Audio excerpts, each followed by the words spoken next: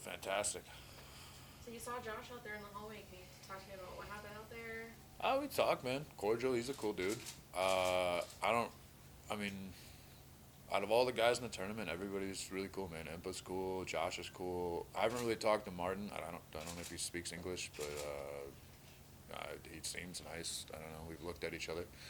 But Is it hard to find somebody that you don't hate, or do you prefer to have like or not like that you don't know them at all? Is it I fight better if I don't like them, but I can still fight. Like I could have like lunch with them the day of the fight and then fight them. Like it's really not that. I mean, with my teammates, we talk shit, we beat the shit out of each other, we try to hurt each other, and then we hang out. So it's not like I can turn it on and turn it off. so? He mentioned that he feels like your luck is over. This is the last of your luck. What do you feel? I didn't really feel like I was very lucky, to be honest. I drew a semifinalist in the first round. They tried to give me a champ, an ex-UFC fighter, and then I got another semifinalist. Like, I don't really feel like I've been super lucky. I feel like it's all been skill. Like, I don't feel like any of those fights have really been close either. If it was a fight like I won by a split decision or whatever, sure, I could get it, or like, something like that, but I don't really feel like it's been luck at all. I feel like they've all been domination, to be honest. I know I asked you this in our interview, but do you feel like you're being underestimated? Yeah, I definitely feel like I'm being underestimated, but I don't really care. Like I said, it's gonna be making somebody money. They're gonna put me as him as the favorite, and someone's gonna bet on me and make money. So. I know you enjoy hunting. I'm just curious if there's been any correlation of what you've learned in the cage and what you've learned out hunting that you can kind of swap into each other. Not really. It's like two kind of separate things, I guess. So, and I haven't really been able to hunt a ton this year, so unfortunately, not a lot of parallels there. Like learning patience or stalking your prey or anything like that. I guess. I mean, it's more just like focus. I guess like sometimes it's like, but it's two different things. Like if I go out hunting in the mountains, I'll be out there for weeks at a time, and then up in the cage, it's 15 to 25 minutes. So it's like it's a little bit different, but it's. I mean, I guess you definitely have to maintain your focus. I would say, but it's like two extreme things. But I think it's like opposite ends of the spectrum. You know. And last question, most important one of the day: top 3 Creed songs in order. Top 3 Creed songs in order. I mean, are there even 3 good Creed songs?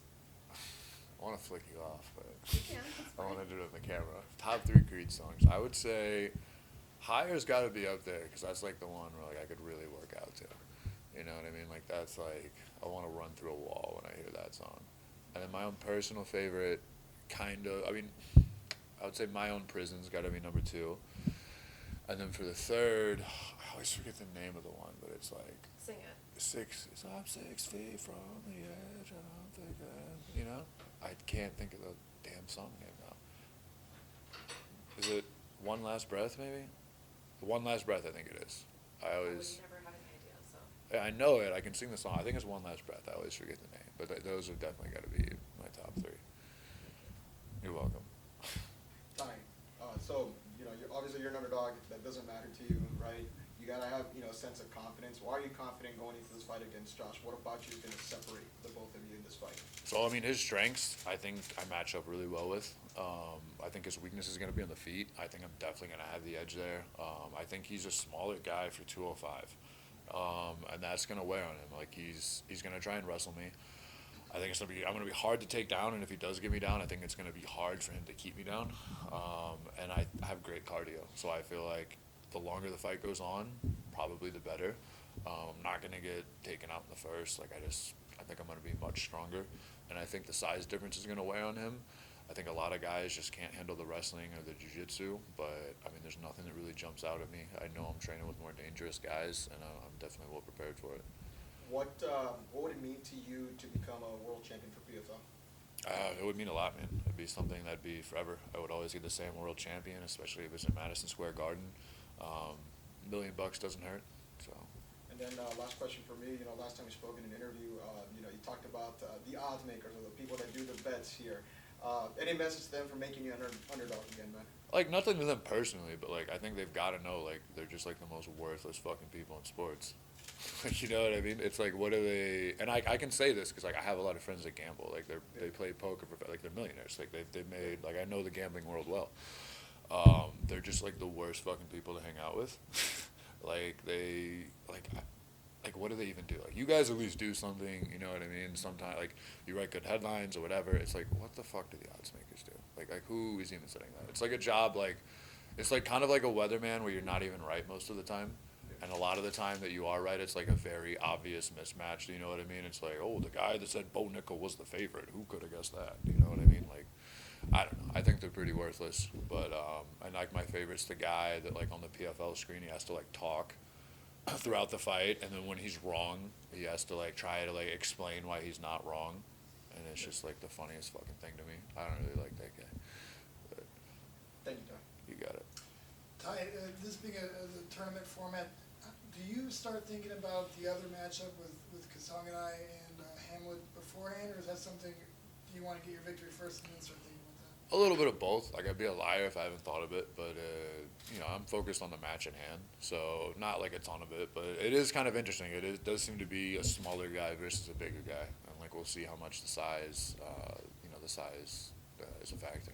Have you ever in your past gone against a smaller guy like Kasanganai, or and what?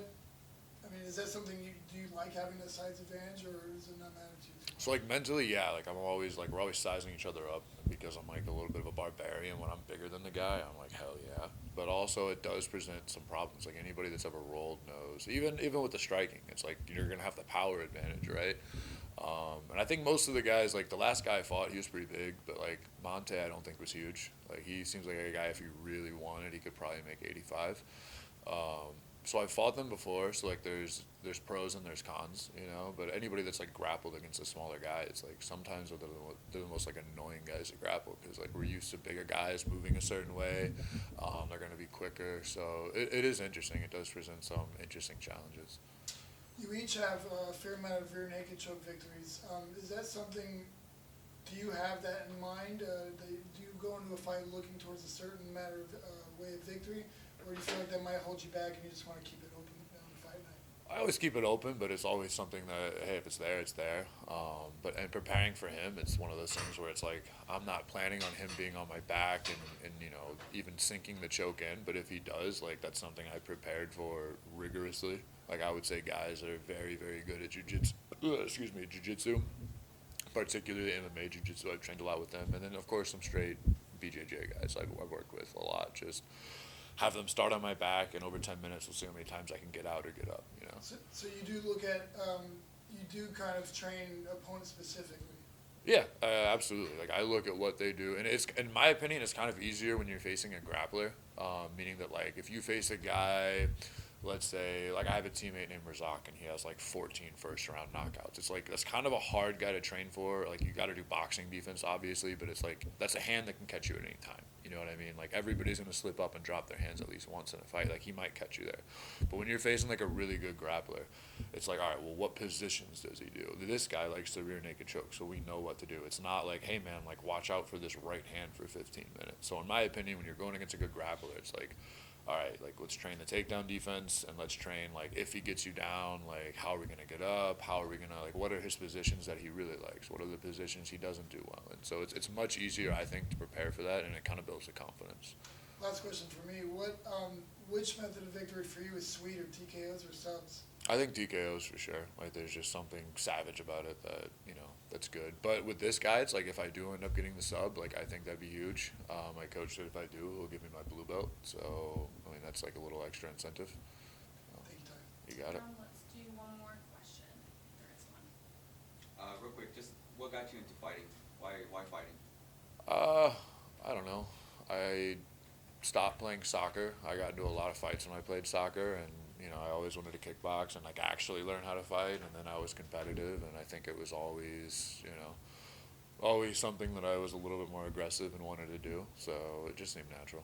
Do you have like a favorite like combination or a favorite punch that you like to try to get on your opponents? I mean, landing head kicks are just awesome. Like there's nothing really like you get to kick a guy in the head, so that's pretty nice. That's pretty cool. There's the second person that said head kicks. And especially after last weekend when Gaethje knocking him out with a head Yeah. kick, like, and we trained with him. I was just saying this next door. It's like I've never seen him throw a fucking head kick in his life. That is awesome. So, Thank you. you got it.